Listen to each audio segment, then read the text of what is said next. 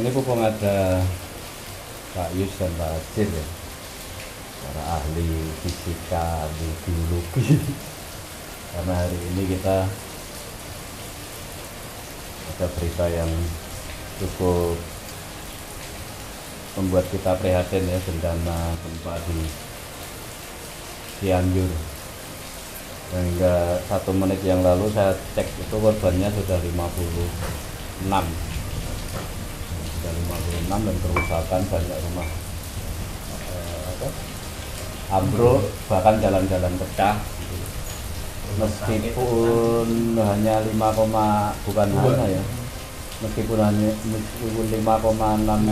skala Richter. Nah, itu cuma tapi karena dangkal maka dampaknya itu cukup besar, cukup luas. Nah, ini sebelumnya kita kirim Al-Fatihah dulu untuk saudara-saudara kita yang lagi terkena musibah, tidak hanya di Cianjur tapi juga di tempat-tempat yang lain. Al-Fatihah.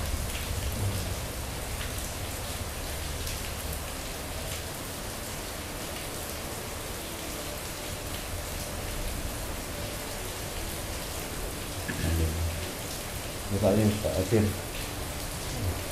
itu kenapa ya kalau melihat peta Nusantara ini, peta Indonesia ini ibaratnya daratan kan berkeping-keping sampai jadi puluhan ribu pulau. Itu artinya kan sebenarnya negeri ini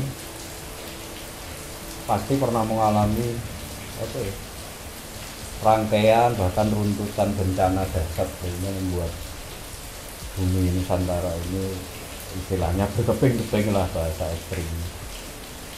Kenapa negeri ini sering disebut apa ya? Ring apa? Ring of Fire. Ring of Fire.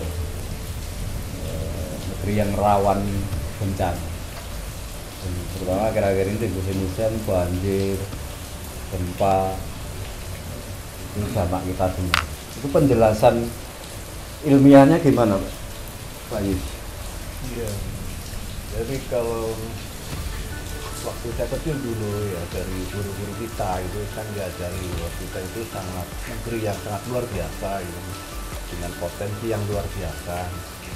Di antara kita itu di antara dua benua, di antara dua lautan yang itu memberi dampak yang luar biasa ya.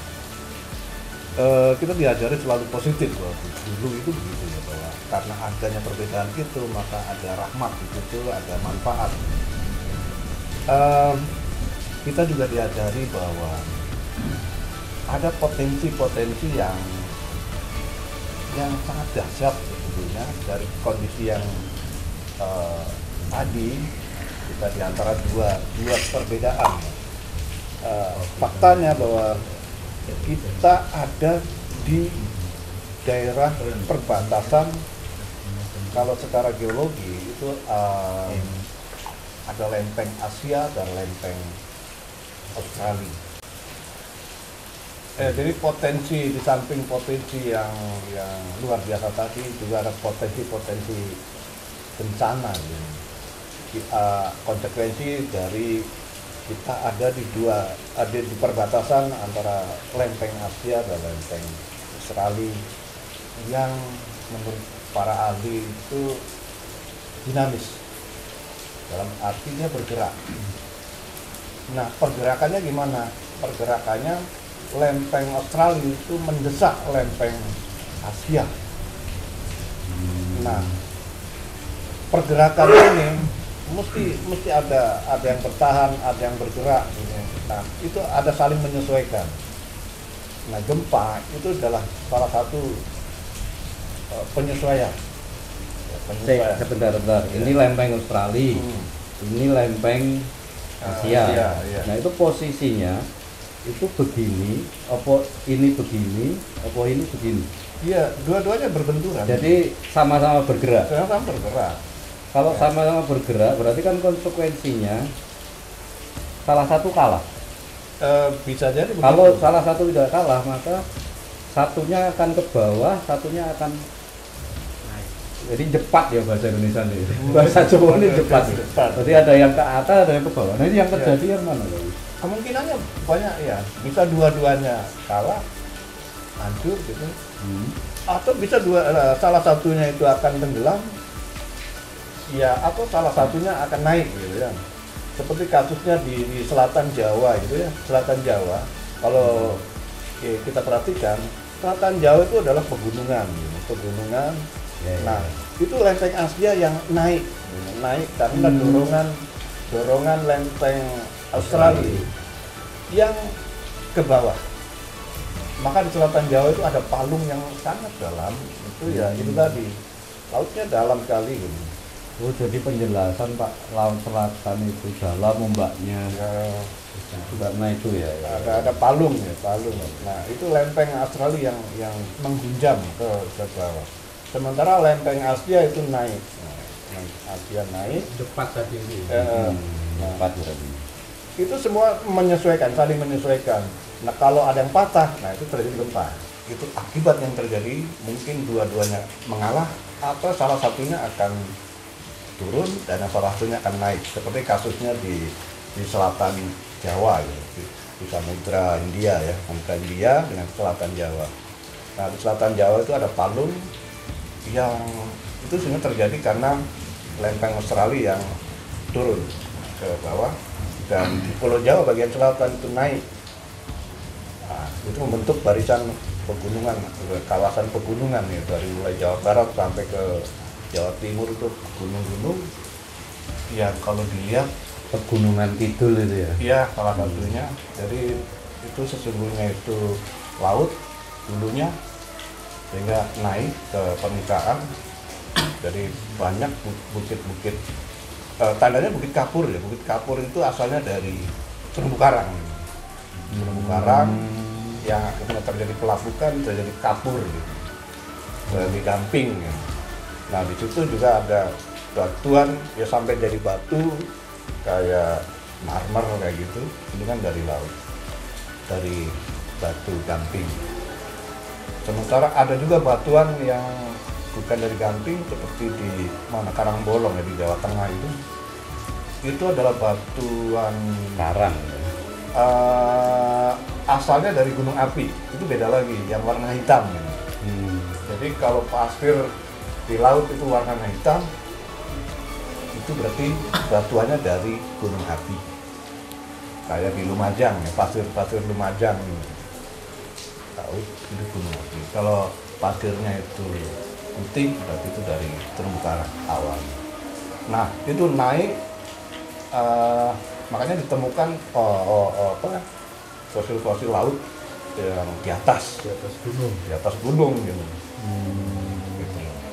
Nah itu desakan-desakan itu akhirnya itu dampaknya mungkin untuk wilayah-wilayah yang utara Jawa itu adalah kawasan yang terdesak gitu. Sehingga itu ada tekanan yang luar biasa sehingga membentuk minyak. Nah, itu banyak minyaknya. Nah, dari Jawa Barat sampai ke Madura ini itu banyak minyak. Karena ada tekanan itu tadi. Di bahan organik yang jutaan tahun yang lalu mengalami tekanan, akhirnya sekarang kita panen minyak di daerah-daerah yang tertekan tadi. Yaitu di samping ada dinamika yang luar biasa, kita ada manfaat yang luar biasa juga dan potensi bencana yang luar biasa. Tapi masyarakat kita kan sudah biasa sesungguhnya. Kalau kita lihat bangunan rumah orang Jawa itu kan dari kayu, rumah dari bambu gitu, yang itu kalau kena goncangan Antisipatif ya sebenarnya. Kena goncangan itu relatif lebih tahan gitu dibanding rumah beton kayak gini. Dia kena goncangan apapun dia tetap berdiri kan gitu. Nah, itu rumah-rumah zaman dulu yang mungkin antisipatif atau karena bahannya ya adanya itu gitu waktu itu, tapi itu sangat sangat tidak adaptif terhadap kondisi. tidak menghantar atau menyimpan gelombang Ya, terlalu besar. dia bisa putus gelombangnya itu sehingga rumahnya tetap tegak. Nah, itu. Jadi kebiasaan-kebiasaan itu saya pikir sudah teradaptasi secara sosial gitu ya. Cuma yang sekarang itu menjadi dampaknya yang luar biasa karena kita sudah melupakan semua itu, bahwa kita punya potensi bencana yang luar biasa. Mitigasi. Nah, kita harus mewariskan pengetahuan ini ke anak cucu kita supaya mereka bisa tahan terhadap kondisi seperti ini. Itu mungkin juga ini ya, kayak rumah zaman dulu. Itu rata-rata kan ruang luas, Pak Yus. Ya, Ruang besar, tidak bersekat-sekat. iya. Apakah itu juga bisa dibilang salah satu bentuk mitigasi bencana secara arsitektur? Iya, bisa juga seperti itu gitu. Jadi mengurus bahan-bahan yang berat-berat itu dikurangi. Istilahnya kalau saya lihat tuh rumah Ciluba gitu, itu masuk langsung luas gitu, ombong. Ya, karena dalam berbagai case bencana, apakah itu banjir, tsunami atau gempa, itu kan banyak. Ini di luar kuasa kita bicara di luar kuasa Allah, secara ilmiah saja. Bangunan-bangunan masjid yang secara arsitektur itu lapang, luas, jarang sekat, itu banyak yang selamat ya. Iya. Kecenderungannya banyak yang selamat, itu pun padahal dengan bahan beton ya, bahan material modern lah. Apalagi yang material kayu atau bambu. Terus yang membedakan gempa laut sama gempa gunung itu apa? Iya, jadi Gunung berapi. kalau landbank itu kan permukaan bumi ya yang keras itu. Jadi ada lapisan-lapisan, yang paling atas adalah lapisan tanah. Tanah itu karena terjadi batuan yang terjadi pelapukan. Pelapukannya itu jutaan tahun kan gitu ya prosesnya gitu. Nah, yang di bawahnya itu ada lapisan yang keras gitu, yang sehingga kita bisa bertahan di atasnya gitu. Nah, ada beberapa jalur-jalur patahan di situ, jalur-jalur sesar gitu. Nah, itu yang potensi bencananya tinggi. Itu tektonik berarti ya? Bisa dikatakan. Kan ada tektonik dan ada vulkanik ini.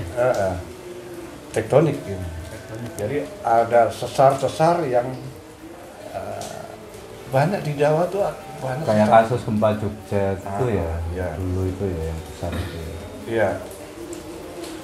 Nah, kalau gempa Cianjur ini, Kalau kita Ini laut perhatikan itu informasinya di darat. Pusatnya itu di Cianjur, di darat. Berarti daerah itu ada daerah sesar yang ya, potensi gempanya tinggi. Mungkin lebih rapuh dibandingkan dengan daerah yang lain gitu ya. Berarti ya benar juga ya. Kalau 5,6 itu di tengah lautan pasti nggak akan terjadi sampai rumah-rumah roboh ya. Karena Ya. di darat jadi dampaknya lebih besar. Lebih besar mungkin ya gitu ya. Kalau nggak salah kemarin itu ada gempa juga gitu. di Lumajang, tapi di laut gitu. Sebelumnya ada gempa juga di NTT gitu. ya, Artinya Gempa. itu jalur-jalur yang saat ini mungkin akan sering terjadi gempa di daerah itu Jawa Selatan ini. Jadi karena ini saling berkaitan ya, satu lempeng yang ada dorongan yang kuat, dorongannya ya karena dorongan lama ya akan menyesuaikan, sehingga kalau tidak tahan dia akan patah dan itu menjadi gempa getaran yang kuat gitu. ini artinya bagi kita warga negara Indonesia itu kan harus mulai membiasakan diri untuk setiap saat, setiap waktu bertemu kan dengan berbagai jenis bencana. Dalam konteks ini kalau kita berpikir antisipatif, artinya kan harus ada mitigasi bencana yang lebih prepare kan, yang lebih siap. Nah, selama ini gimana Pak Yus? Akhirnya juga sudah diajarkan di kampus-kampus, ada mata kuliah mitigasi bencana macam-macam. Tapi dalam konteks Indonesia kok selalu kecenderungannya selalu terlambat. Setelah kejadian baru ribut-ribut, saling menyalahkan antara pihak satu dengan pihak lain. Ya perlu, kalau teknologinya yang masih kurang. Soal pemahaman kita nggak kurang sesungguhnya. Di pemerintahan pun kita udah ada lembaga badan penanggulangan bencana. Itu saya pikir ya ada kerjanya untuk, terutama untuk penanggulangan bencana ya, baik mitigasi maupun pasca bencana. Cuma ya itu tadi, teknologi yang dipakai itu kadang-kadang kita nggak menyesuaikan potensi bencananya gitu. Kayak bangunan seperti tadi itu harusnya ya kita teknologi untuk kesana tuh harus ada gitu, bangunan yang ramah bencana gitu ya, ramah gempa gitu. Dan itu harus diaplikasikan ya, bukan hanya sekedar teori kan gitu. Diaplikasikan. Dan orang dulu itu sudah mengaplikasikan sesungguhnya, dan itu sangat efektif gitu. Supaya mengurangi korban, tidak tertimpa rumahnya sendiri kan gitu. Nah itu sesungguhnya. Jadi perilaku kita yang tercermin di dalam pembangunan itu harus mengacu pada potensi bencana gitu. Kalau enggak ya kita selalu besar korbannya, terlalu besar. Karena Jawa itu sudah, terutama Jawa itu kan padat sekali gitu penduduknya. Begitu ada kasus seperti ini, korbannya menjadi banyak. Ya, setidaknya ada beberapa hal yang bisa disimpulkan ya dari diskusi soal bencana ini, termasuk soal gempa yang baru saja terjadi di Cianjur. Yang pertama, dalam sisi keilmuan tentu harus memperluas pemahaman tentang potensi tanah Nusantara, negeri kita Indonesia ini terhadap berbagai bentuk bencana, karena status kita sebagai wilayah yang ring of fire ya.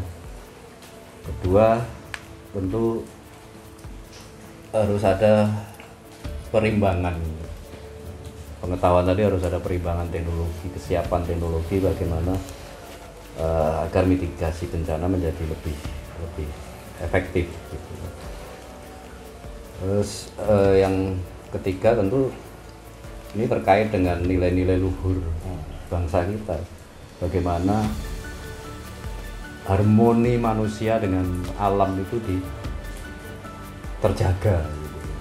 Nah, ini kan diakui atau tidak, semakin modern kita, semakin banyak mengeksploitasi alam, harmoni manusia dengan alam itu semakin hari semakin disharmoni kan, semakin tidak harmoni.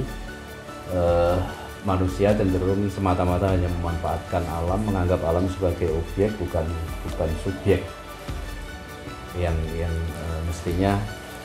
Kan seringkali kita selama ini hanya diajarkan hablum minallah, hablum minanas, tapi lupa ada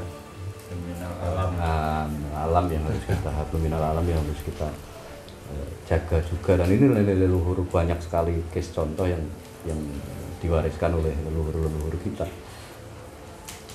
Yang keempat, bagaimanapun alam semesta ini, apapun kondisi lempeng, kondisi lautan dan sebagainya, semua dalam kekuasaan Tuhan, ini kekuasaan Allah, kekuasaan penciptaan. Ya, artinya ya, itu bagian dari mitigasi bencana yang tidak terpisahkan menurut saya, Pak Yus.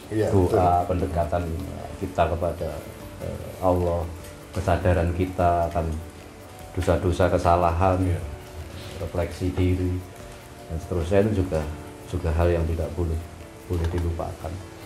Dan kelima yang paling penting adalah kesadaran diri agar tidak menjadi makhluk yang merusak bumi, bagaimana difirmankan oleh Allah.